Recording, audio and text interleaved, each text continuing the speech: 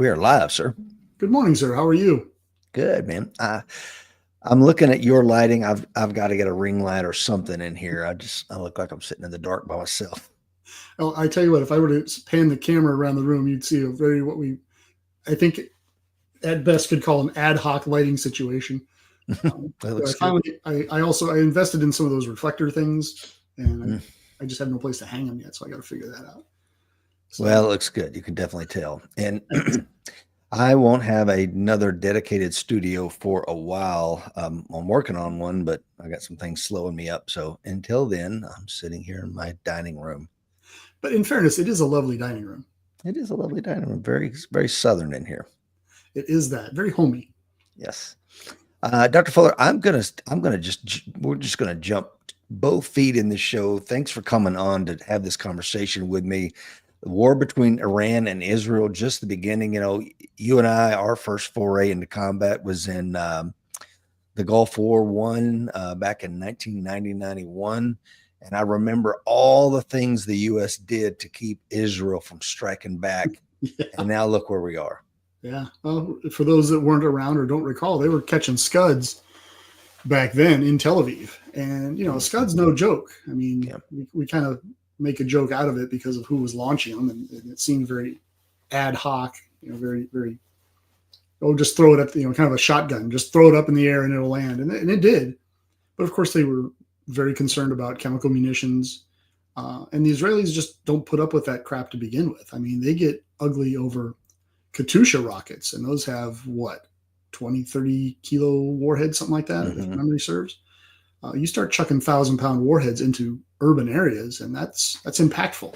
And this is Israel we're talking about. So yeah, there was a lot of arm twisting that had to go on to keep them on their leash. Yeah, because of course it would have destroyed the coalition that Bush the Elder had put together to fight the war, because there was a significant number of Arabs involved. Which, how times have changed. How they have indeed. Yes. Frankly, from a tactical perspective, I would have rather had the Israelis than some of the Arab nations participating out there. 100%. I mean, you talk about a clown show. Oh my God. Yeah, they were there. I'll grant them that, but they were there. That's what can be said about that. And I tell you, the other creepy thing was, they BTRs, BMPs. I mean, they were riding around in Soviet junk, and it was like, don't shoot this. This whatever's rolling down the highway. Those BTR, they are Qataris or Yemenis or Jordanians or whatever. Yeah, we would get that. Don't shoot to your left flank kind of thing, and then of course once the war had officially stopped, we were still running patrols out in the desert because they were coming back over to get their cached weaponry that they'd left behind, and weapons dealers, recall that a rebellion kicked off right away, and we did nothing to help them. But some of the gun runners were coming south to try and find those things too, and so we had to be very selective about who we shot at once the war was over. Not that we didn't shoot. But don't you think that I can't speak for you, Dr. Fuller, but I remember just seeing it like. I've been studying the flashcards, as a forward observer, like crazy for years. And then all of a sudden I'm seeing them right in front of me, and I'm doing nothing. I'm like, weird. Yeah, it was. And I'll tell you what, we put many of them in our crosshairs only to find out that they were not to be shot up. I'm not aware of any fracticide in that. Have you? I'm not aware of any fracticide of us killing those guys because they were riding in a BMP. Are you? No, none of the.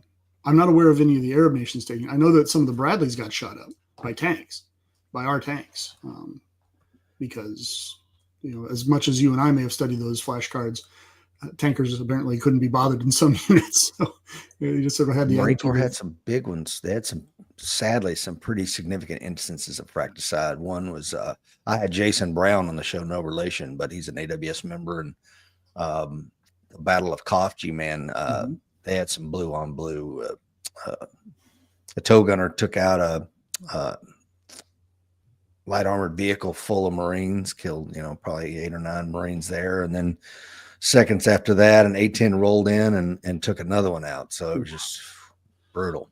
Yeah, and you don't hear about the TOW missile very much anymore. That thing's no freaking joke. It got the job done. For a wire-guided missile, it really got the job done. Yeah, and stand off and kill something at what, 2 miles away? I mean, the Soviet tanks could do nothing about it. Just stand there and get smoked. Yep, they could run, but they couldn't hide. Yeah. A funny story funny to me, probably funny to you, about TOW missiles was after I got back. I was stationed in Mannheim, and the USARA prison is in Mannheim, so the Leavenworth of Europe, if you will. Mm-hmm. And whenever you pulled installation duty officer, you had to go out and count noses in the middle of the night and make sure there were no escapees. And one time I went out there, and I'll tell you what, the cleanest, nicest prison you've ever been in your life. I mean, you could eat breakfast off the floors in those places, and everybody, you talk to anybody, they jumped to, snapped up. It was no joke. But you go through the solitary, and the guards would say, okay, this guy's in for this guy's in for that, this girl's in for this. There was a kid in there that was an Air Force SP, or whatever their version of MPs are. And apparently he was on guard somewhere in the Middle East post-war and got bored in the middle of the night and launched a TOW missile into a camel. Oh, no. So they locked him up. It's like, I could see a private being that bored. Yeah, I could see that. Yeah, they do dumb stuff, Dr. Fuller. They do dumb stuff. Curiosity kept me in the Army a lot longer than anything else. I've always said, man, the most dangerous thing in the world is a 19-year-old bored Marine. Yeah. That dude is dangerous. Yep. But we got a good show. We got 7 folks watching us live. Will Rhodes is on. Says, good morning, Rich and Dr. Fuller from Missouri, coin number 2269. Our good friend Alan Kelly is up there in occupied Virginia. His coin number 1571. I'm not going to belabor it this morning. If you want to find out if becoming a coin member is a good decision, please check out the links in today's show. Johnny King is joining us from Bluegrass Army Depot. Good morning, Johnny. Derek Gibson is on from North Carolina. Tony is on. Says, morning, folks. Let's jump into it. War between Israel, man, and Iran. I think this is only the beginning, and I want to kind of get into, Dr. Fuller, why now? May the 31st, the IAEA had sent a message that Iran possessed a quantity of uranium enrichment to 60% purity. Of course, not the weapons grade, 90% they need, but this is a photograph of Netanyahu going back to, I think this photo was taken in 2012, saying it ain't happening. You see that red line? He's very clear, unambiguous with the world. Like, we will never let them get there. But they also, the IAEA, Dr. Fuller said that they could produce a nuclear weapon in a very short time. It could be a year, could be less. So on Thursday, they declared Iran officially in breach of its non-proliferation obligations for the first time in 20 years. And of course, Israel struck the very next day. Yeah, but seriously. You have to give the Israelis this. Whether you love them or you hate them, they have a political will that we can't approach in this country. And of course, they've been living with a knife at their throat since the moment they became a nation. I mean, literally, the moment they became a nation, they got hit. And they exist as a little island in a sea of hostile nations all the way around. So when they say don't do something, and another country who has for 40 years avowed to destroy them has not just said they're going to destroy them, but has actively funded their enemies in Lebanon and in the Gaza and out of Syria, they're going to take it seriously, and they're not going to beat around the bush about it. So it shouldn't surprise Iran that this happened, particularly given that they launched on Israel, 6 months ago, 8 months ago? Right. So for anybody to be shocked about this is you're just not paying attention.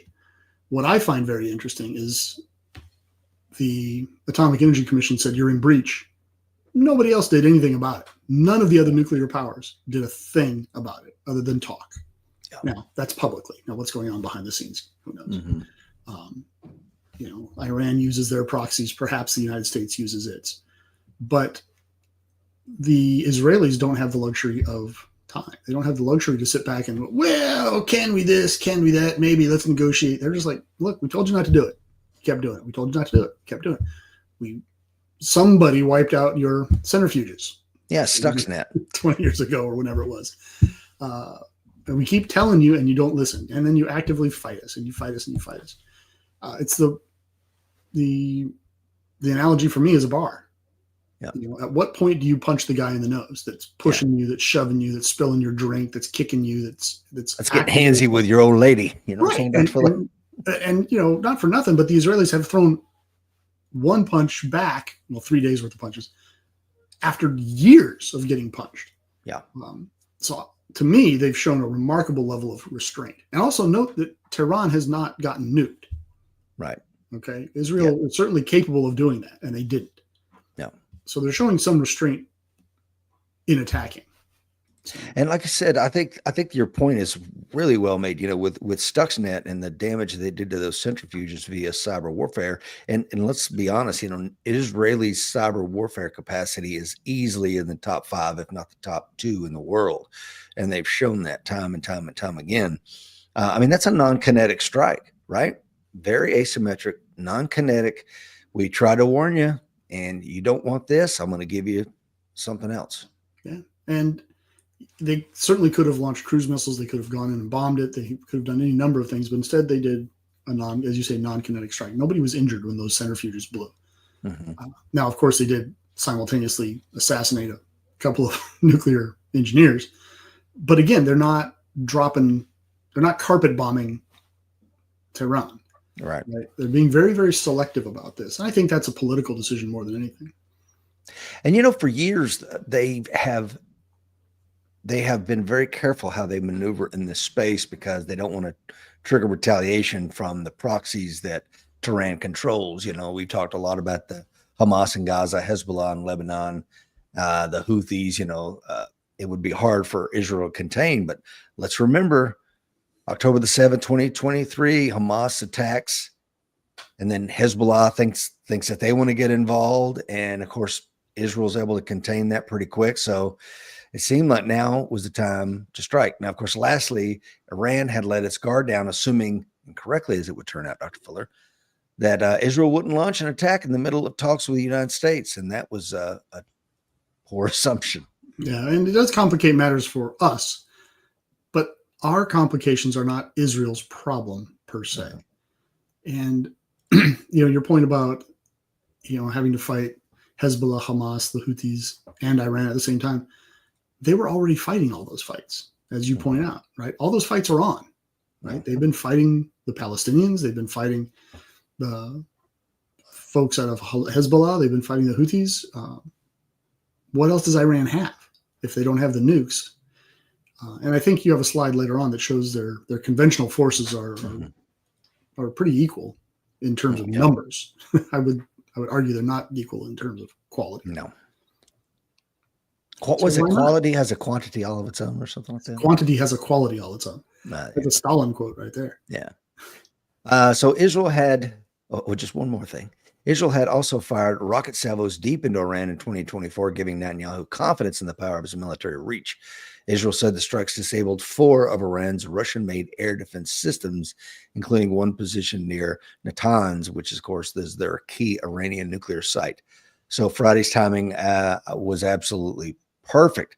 And we're not really going to talk about it this morning in the show, but if you watch some of the stuff that's out there, and I don't know how accurate it is, Dr. Fuller, but that they had built a drone facility deep inside of Iran, and they had operatives in there for 8 months to a year all over Iran enabling operations, battle space preparation operations, whatever you want to call it.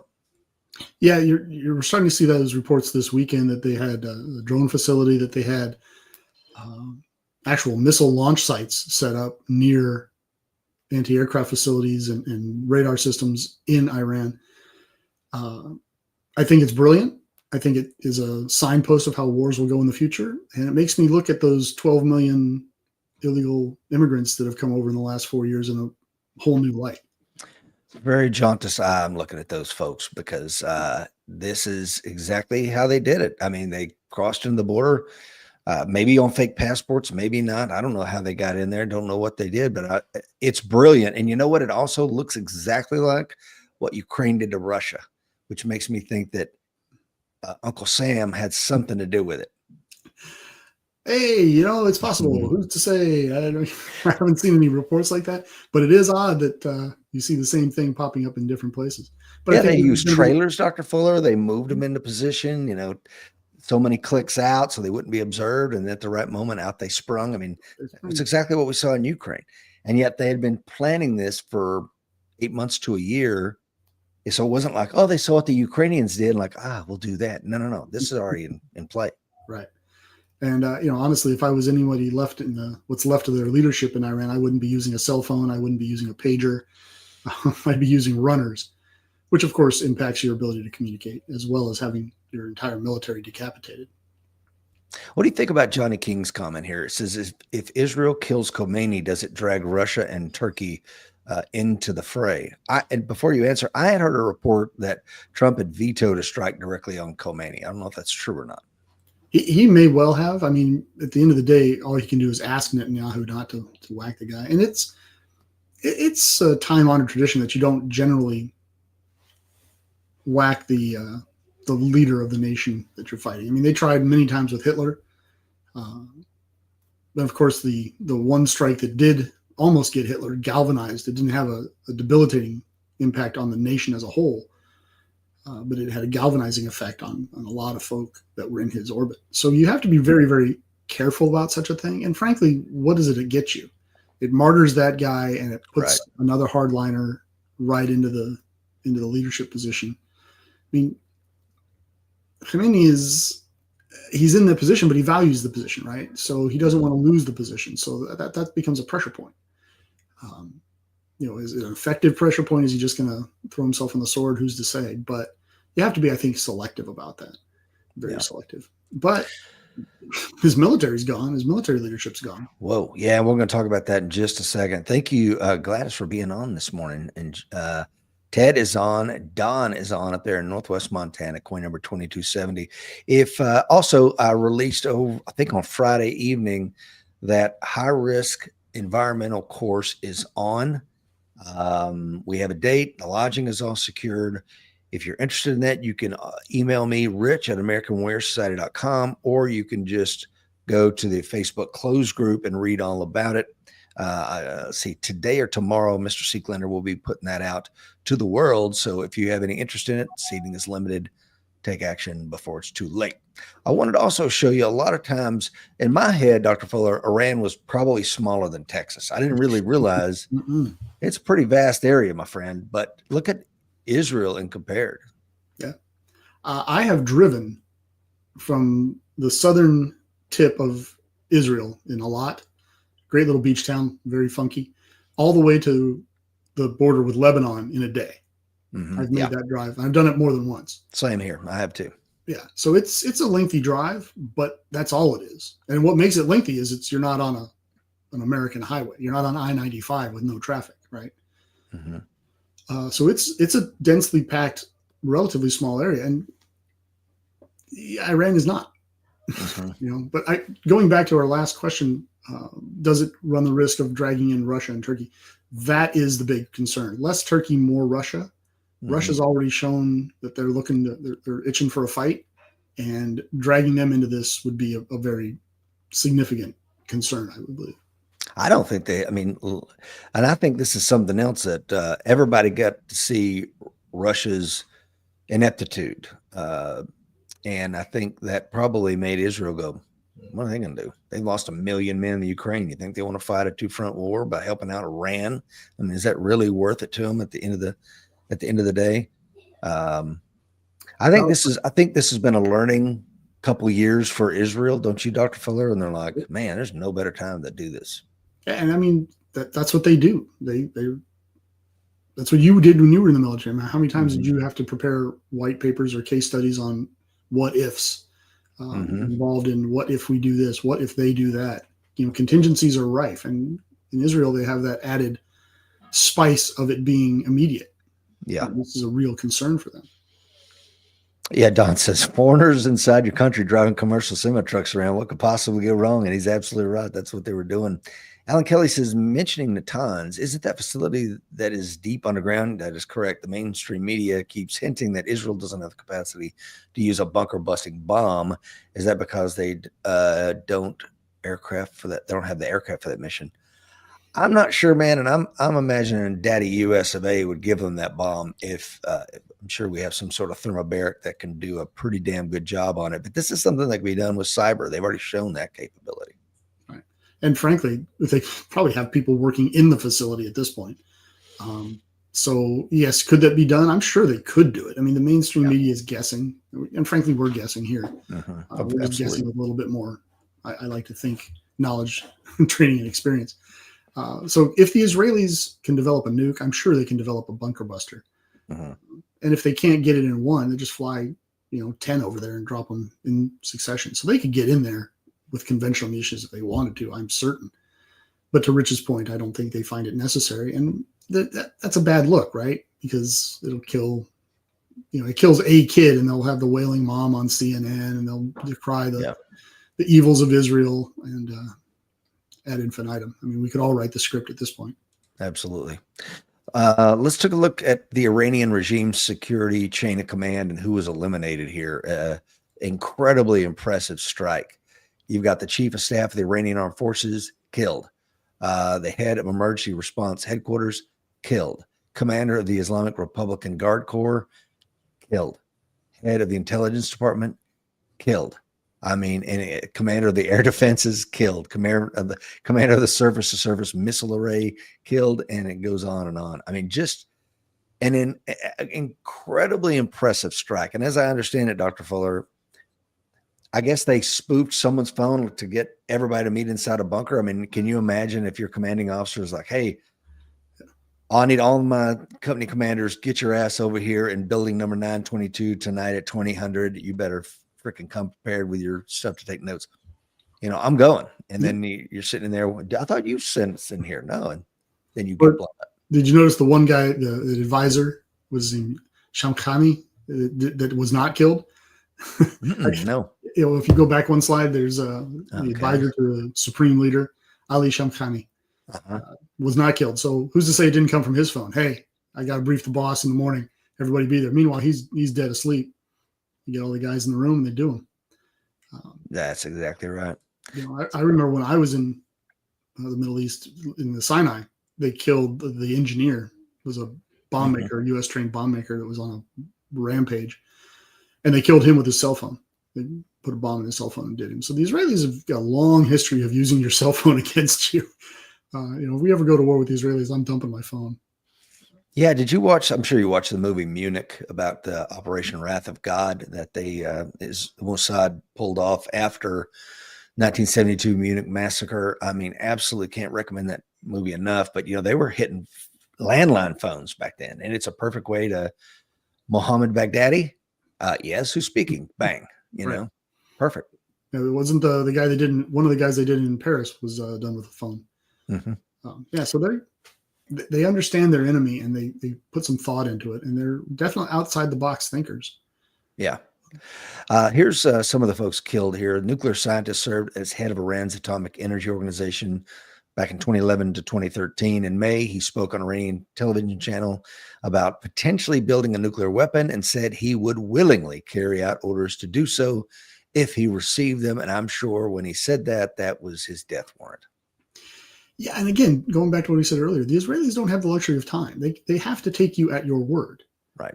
And not for nothing. Go back and read Mein Kampf. You want to know what Hitler plans to do? Read Mein Kampf. Exactly. And he wrote that before he ever took office. So you have no choice. And we've talked about it repeatedly here on the show. You have to take people at their word. You absolutely have to. Yes. Now, they may say, oh, I was just talking, I was politicking. Well, guess what? Words have meaning. That's right. They're impactful. And if you say something like, yeah, I'm in charge of the nuclear power or the nuclear weaponry program here, and I'd happily make a nuke to throw at Israel. Well, then the's only one thing left to do. Yeah. So here's some of the nuclear scientists that were killed on Friday's strike. Again, incredibly impressive. And as I understand it, this was a lot of what these drones were doing, targeting the exact bedroom that these men were sleeping in and taking them out. Beyond the targeted killings, though, Iranian authorities said around 60 people, including 29 children. Of course, it may be no children, trust the their information as much as you like. On a housing complex with more strikes reported across the country, Israel said it attacked more than 150 targets. Iran had launched its own retaliatory strikes over the weekend on Friday night, killing at least 3 people in Israel. And the Iron Dome can only do so much, right? True. And that's always been the concern about the people have had with the Iron Dome, is that it would be vulnerable to a saturation attack. Mm-hmm. Something like 800 strikes against Tel Aviv and surrounds over the weekend. Haifa got hit really hard. There's a great shawarma stand in Haifa. I hope they didn't hit it. This place is great. Been there. Is it near the USO? Yeah. Yeah. But the truth of the matter is the numbers are incredibly low for this kind of firing, this kind of assault on one another. I mean, okay, if you take the Iranians at their word and you say that they lost 90 civilians or 89 civilians plus all the military guys, and you take the Israelis at their word that they hit 150 sites, you're talking about less than one person per site. Now, look, if you're that one person, if one of your kids is one that got in that exchange, I get it. It's cold comfort. But the truth of the matter is that's incredibly precision. That's very, very good shooting and very good preparation on the part of the Israelis. Yeah. To take that kind of a hit and only lose 3 people. I don't mean to sound callous, but daddy's job has consequences. Yeah. I mean, it does. And you're putting your family's life at risk if you're a nuclear scientist in Iran. I mean, gangsters in the United States are no different. If you're selling crack on the street and Pookie and Skittles decide to shoot up your house, there's a good chance one of your kids is going to get smoked. Yeah. And traditionally that you don't go after the families, right? I mean, in law enforcement, we go after gangsters. I would go after the Cosa Nostra guys.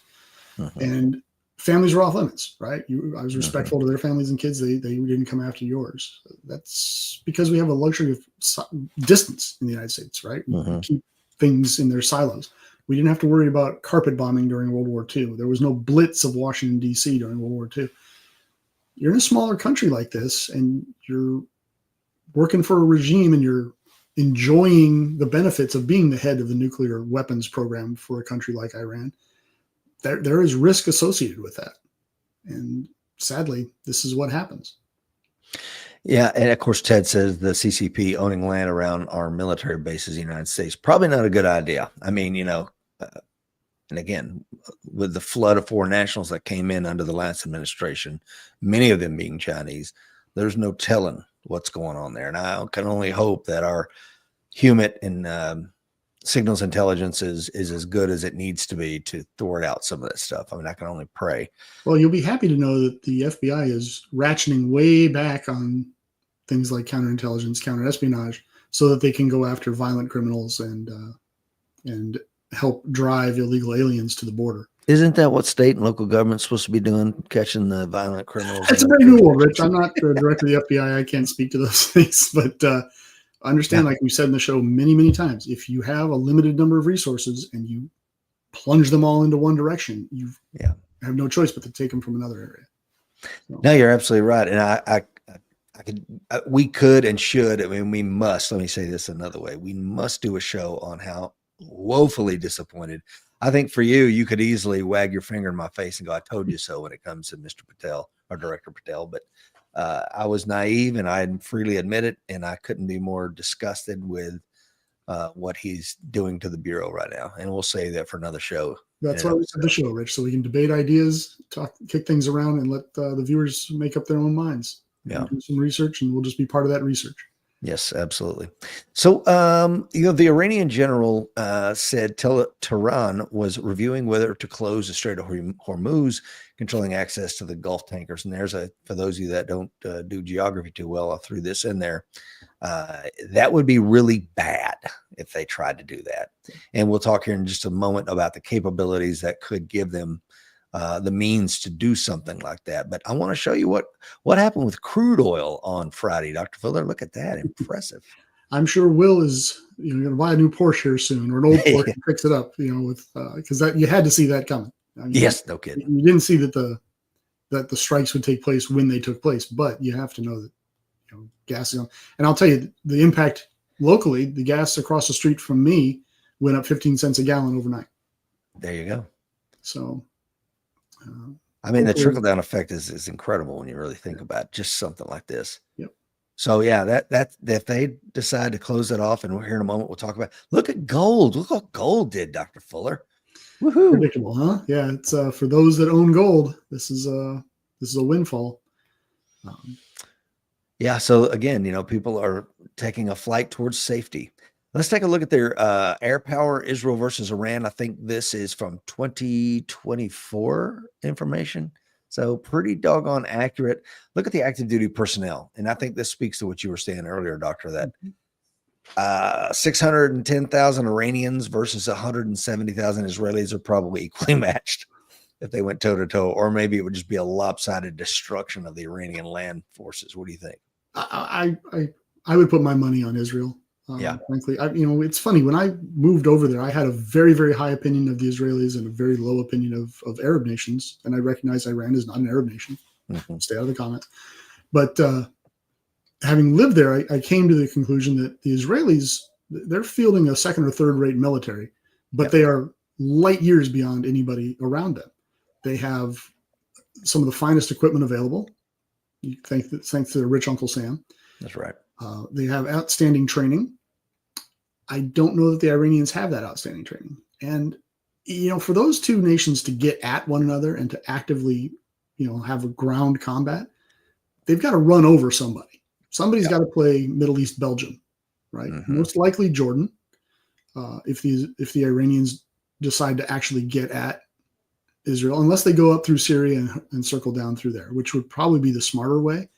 The most direct way is through Jordan. Jordanians wouldn't put up with that. We wouldn't put up with that. So, I don't think the direct route is best, but they could get into Syria. Of course, now you're running over the Russian forces in Syria, the Russian-backed forces in Syria. So you're getting closer and closer to dragging the Russians in.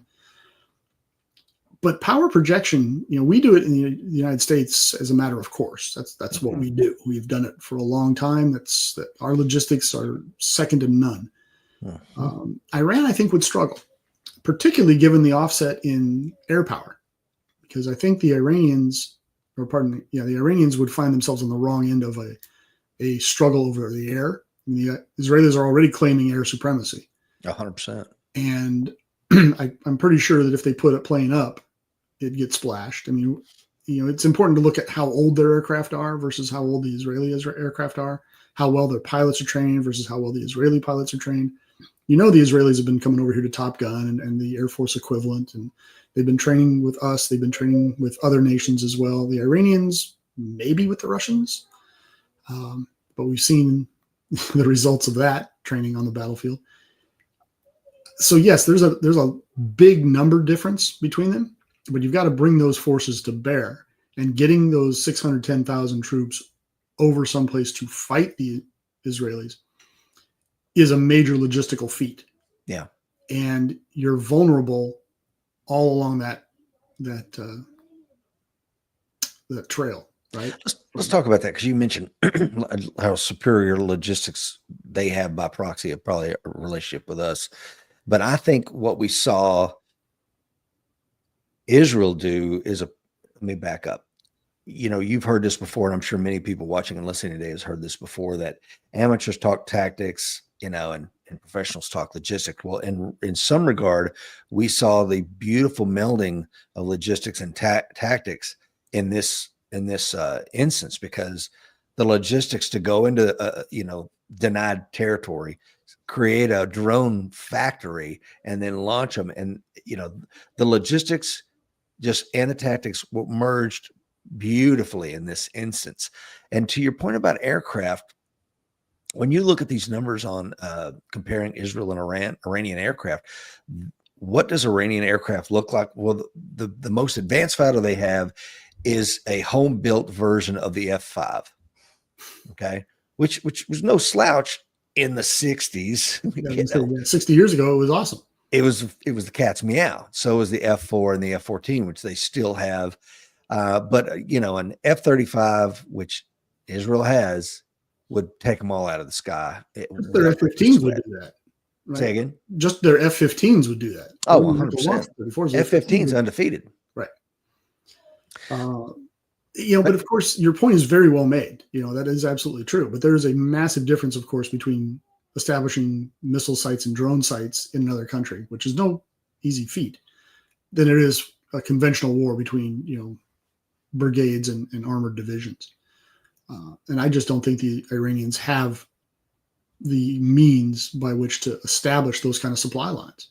I'm so glad you said that. Yep. Yeah, the Israelis, they're not likely to project ground troops into Iran, right? They're not going to do that. So if there's going to be a ground fight, it's going to be on or about Israel. They're going to have very short supply lines. The Iranians are going to have very long supply lines, and they're going to not own the air, which means that the Israelis will, for all intents and purposes, be able to strike those supply lines from, from farm to fork, right? From the place it starts to the point pointing into the spear. I just don't see it going well for the Iranians if the Iranians go it alone. Yeah. So here's just some more land forces, armored vehicles. I mean, again, the Iranians have a lot more have a quantity advantage over Israel. But as you said, Dr. Fuller, they don't have the expeditionary ability to get those 65,000 armored vehicles into Israel to take the fight to Israel. So what good are they unless Israel goes ashore in Iran with its footprint? And that's not going to happen, which begs the question, okay, well then what does this look like? They just keep launching salvos at each other? I don't know. It's important when you're talking about armored vehicles to recall that maintenance is critical. I was a Bradley infantry officer. And one of the beautiful things about American military is, we are outstanding maintainers. I don't believe that has changed any since I was in. In World War II, we were able to, those Shermans were repaired and back on the battlefield, sometimes in hours or days. And that makes a huge difference versus a Panther that has to get drug all the way back to Germany for depot level maintenance to get it back out on the field. If it's drugged at all, they might just leave it in place. So yes, they have a bunch of military vehicles. They're older. In my experience in that part of the world, they're not well maintained. Hell no. They are. But then if you're going to attack across Syria, you've got to push forward those maintenance units to keep these vehicles moving. These big old vehicles, they break, and a broken tank is worthless. Yep. Plus, they're going to get shot. They're going to get blown up. The crews are going to get killed. So you've got to have replacements for all of these things. And that feeds right back into the logistics that we've just spoken about. Yeah, I remember, down in the southern desert of Israel, just the littered with Egyptian tanks. I mean, you could throw a softball from tank to tank to tank to tank all the way across, just bombed out and destroyed. Yeah, northern Egypt is covered with them too. I mean, yep. The Israelis hit a arms train during one of the wars near the Suez. It blew up and it threw pallets of mines, old Soviet mines, tanks, everything all over the place. They're still out there. Yes. They're still there because the Egyptians wouldn't let us go out and clean it up. Because I was always saying, hey, let us go out. We'll blow them up. The EOD unit, we'll go out and blow that stuff up just for training. Yep. And they were like, no, it's a sovereignty issue. Don't touch it. So that's what we were doing out there when I was with the Marine Expeditionary Unit. We were out there blowing tanks up, like how much C4 does it take to blow a tank tread off? Let's find out. How much C4 does it take to blow a turret off? And I should have collected, because when you blow the turret off, those giant steel ball bearings go flying. I should have kept some of those. They're pretty cool. Michael Gentili says, do you think this is a beta test for air fighting supremacy that makes ground forces much less effective? Well, I think that, the air supremacy, and I know Michael's a veteran, he probably already knows the answer to this question. Air supremacy has long been demonstrated as being a critical element of modern warfare. And the Israelis have secured that in the opening salvos, just like we did in the Gulf War, just like the Allies worked very, very hard to establish over Europe in World War II. It's a crucial element of modern warfare, is being able to own the skies. Now, that being said, Gaza has shown us most recently that, you can own the skies, but you still have to go in and put boots on the ground if you're going to fix things, if you're going to change the way you want things done, if you want to own the land. Yeah, absolutely. I've always said this, until you got some freckle face 18-year-old Marine with a M4 in his hand, standing on that piece of real estate. You don't own it. You can fly all the sorties over it you want, but you're never going to own that piece of property until he's there. Don Bothwell says Israel learned combat logistics the hard way during the Yom Kippur War in 1973. They had to cobble together a lot of equipment and fuel and lubricants. Their battle damage repair teams perfected their skills literally under fire. We adopted a lot of their methods throughout the 80s. Michael says, not a vet, but thanks for the dap, TC. I'm terribly sorry there, Michael. I assumed you were. It's a name, Gus Pagonis. Most people don't know. And he was a 4-star general in charge of logistics in the Gulf War. And it was nuts how much stuff he had. I mean, you probably had a similar experience.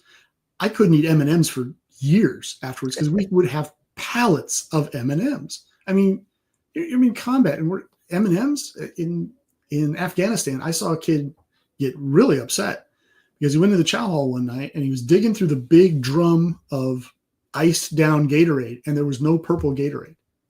And he got pissed. He was legitimate. Now, stress and everything else, I get it. But it speaks to the fact that this is combat in the modern age. No purple Gatorade. How can I operate in this theater without purple Gatorade? Right. For those of us that spent months eating T-rats, that's hardly a complaint that falls on a sympathetic ear.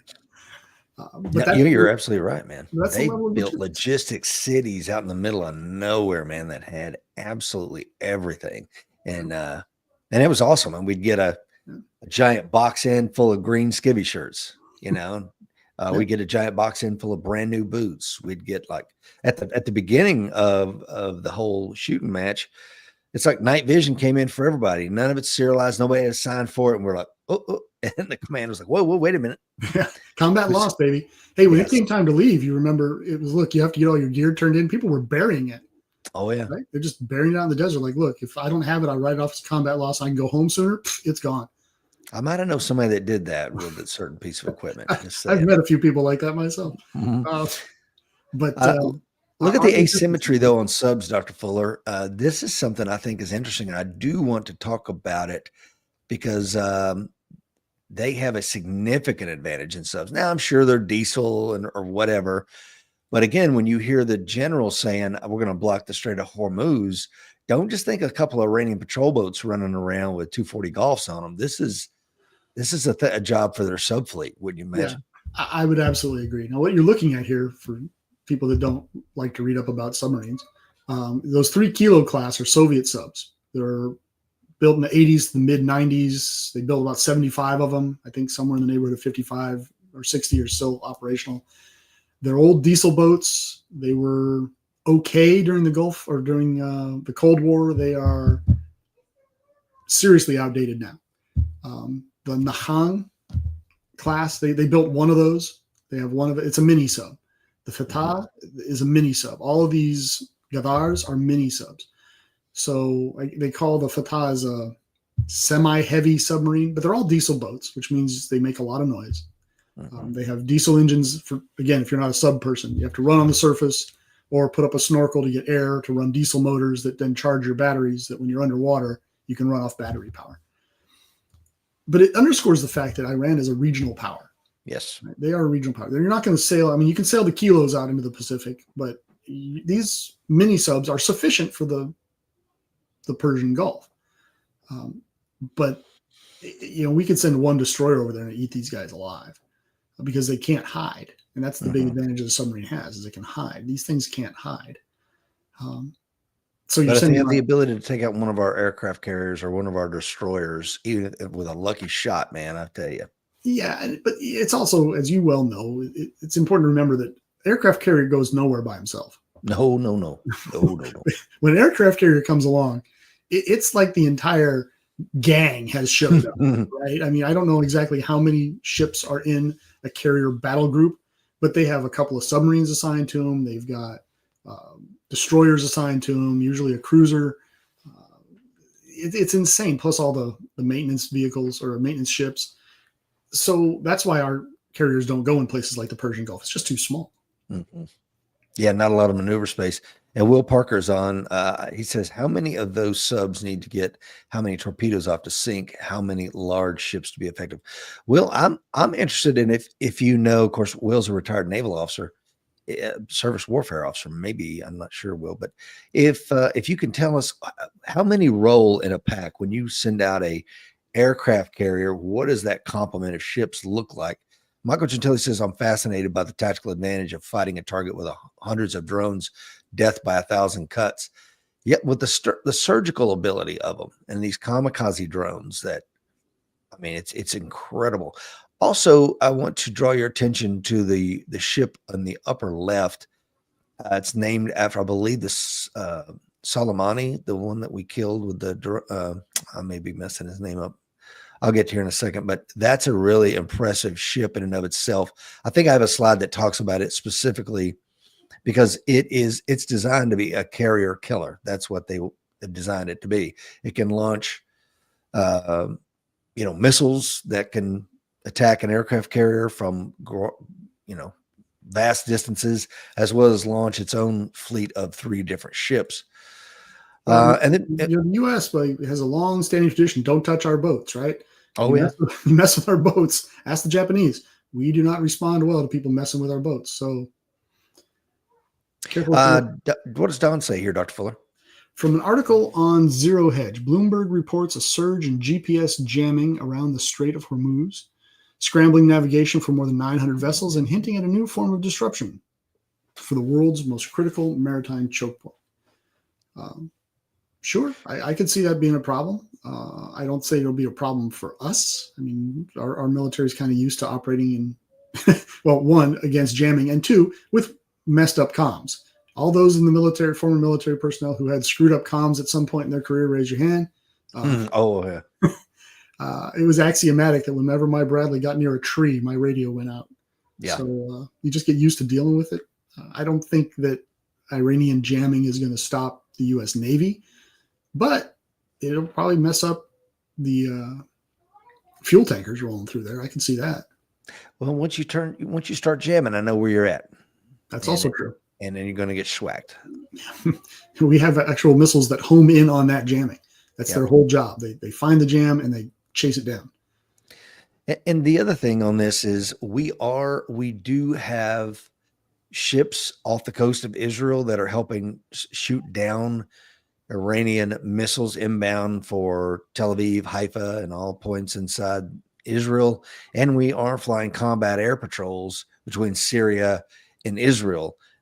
I say that just to say I'm praying we don't have a Gulf of Tonkin type incident, because we're in the region, we're supporting Israel, and all it would take is some 23-year-old F-16 pilot running a combat air patrol getting put down inside of Syria for us to come wading into this damn thing.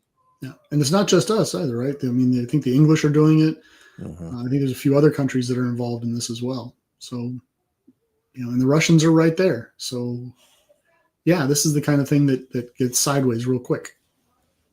Yeah. Will says combatants in a carrier strike group, 1 carrier, 2 to 3 destroyers / cruisers, support ships, typically moves with the group crossing the ocean. I have no idea how many subs. I didn't have a need to know. Yeah, none of us do. And our subs are basically a hole in the water. So it's once they go under, we can't even find them. So that's right. But a diesel one, sorry, baby. I know exactly. They'll run around banging a gong. But just since I brought up the idea of us and Iran, I wanted to throw this up there. Is Iran really a threat? I mean, look at this, man. I mean, it would be the most lopsided ass kicking the world has ever seen. Iran may have a sizable army, but as I mentioned a moment ago, it has no expeditionary capability to project that army's power beyond their immediate little regional enclave. Now, Iran does have subs, has no aircraft carriers. Could these subs be used to damage or destroy ours? I pray not. But yeah, the Soleimani is the one I was talking about, the missile corvette that launches up to 3 smaller boats and is dubbed and designed as to be a carrier killer. So what is the real threat, Dr. Fuller? And we'll kind of take a few minutes to muse on this one, and then we'll close out today's show. What are your thoughts, sir? Escalation, I think, is really the threat. That's what we all need to be worried about. The Iranians are not, without nuclear weapons, they're not an existential threat to the Israelis. They're just not.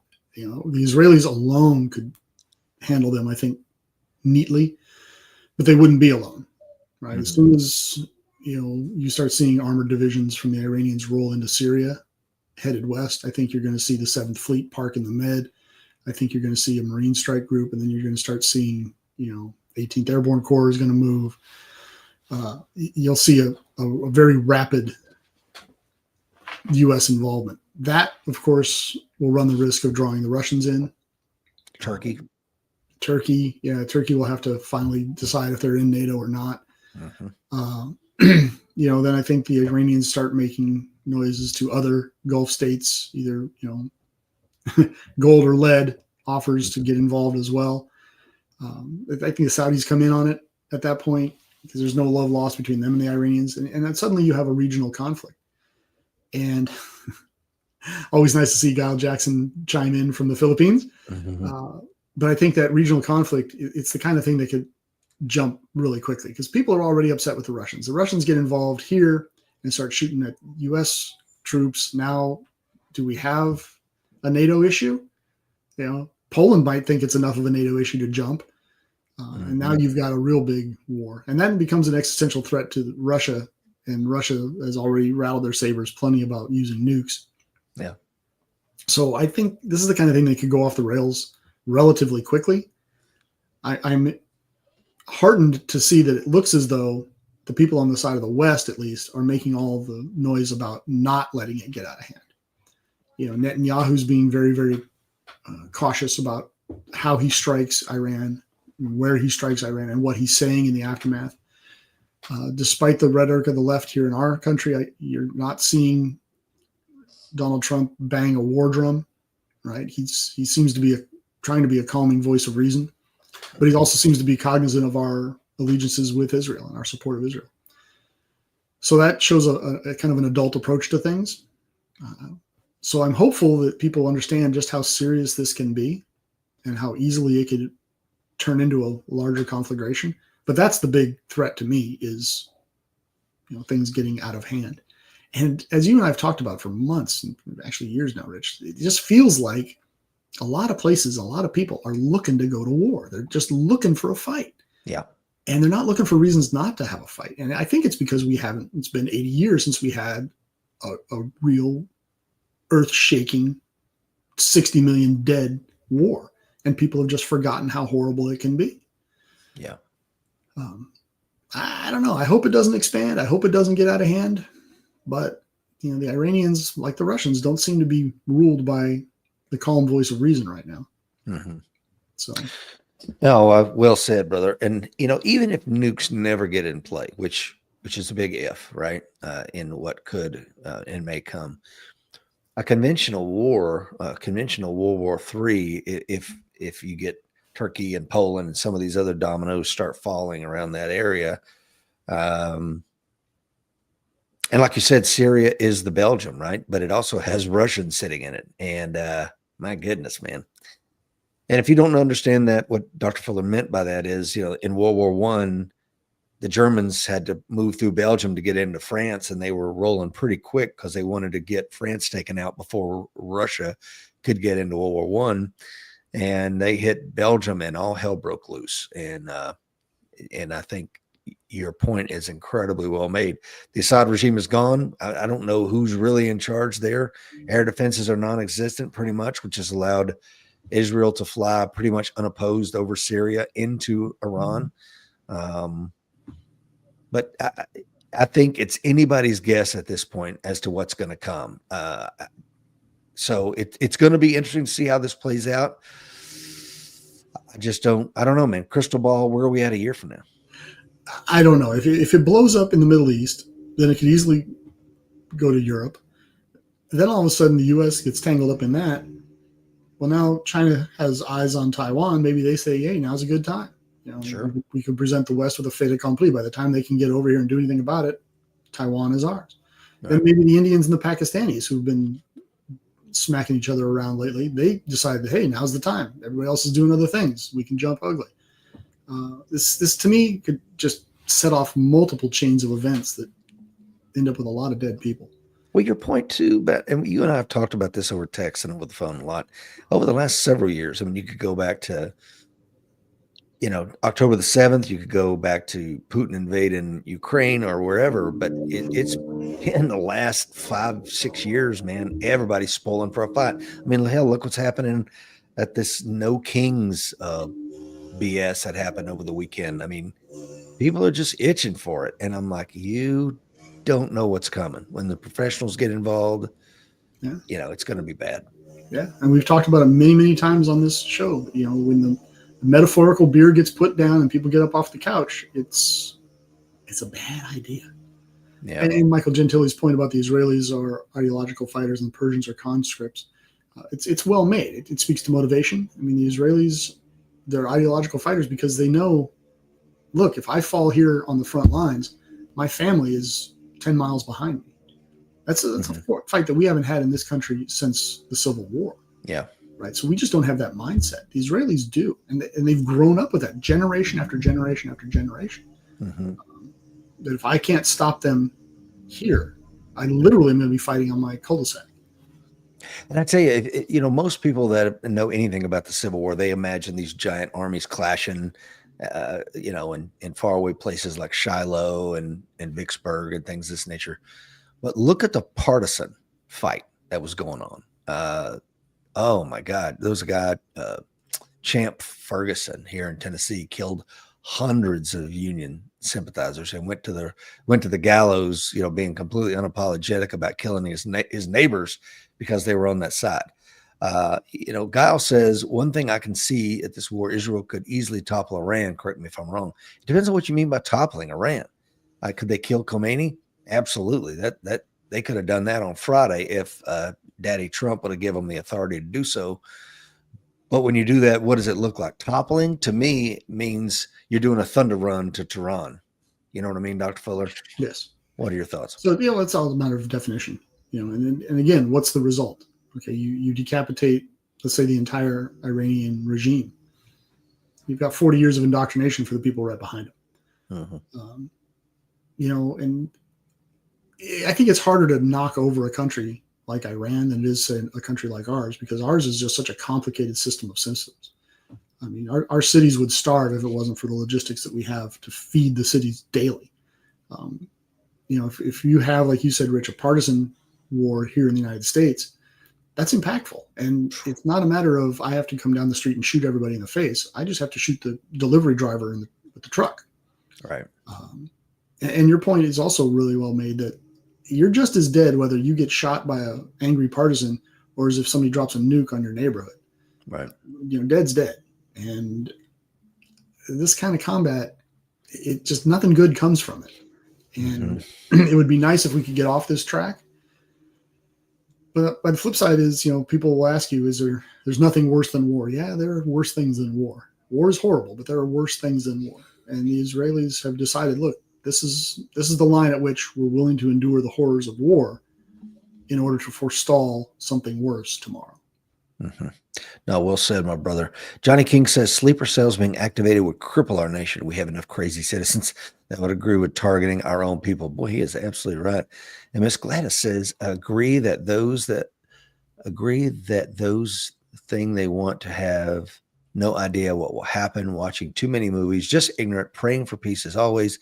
Alan says, my dad was on a destroyer escort during World War II. He would talk very little about his experiences. He would have that faraway look on his face, but he would say another world war might change the world and the world might not recover.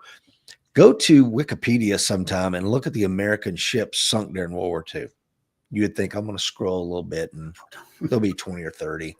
No. Hundreds and hundreds of ships sunk, thousands, if not tens of thousands of young sailors killed. So if they start blocking the Strait of Hormuz, man, and start trying to choke us off, and our oil infrastructure is solid, but are we completely self-sustaining? I don't know.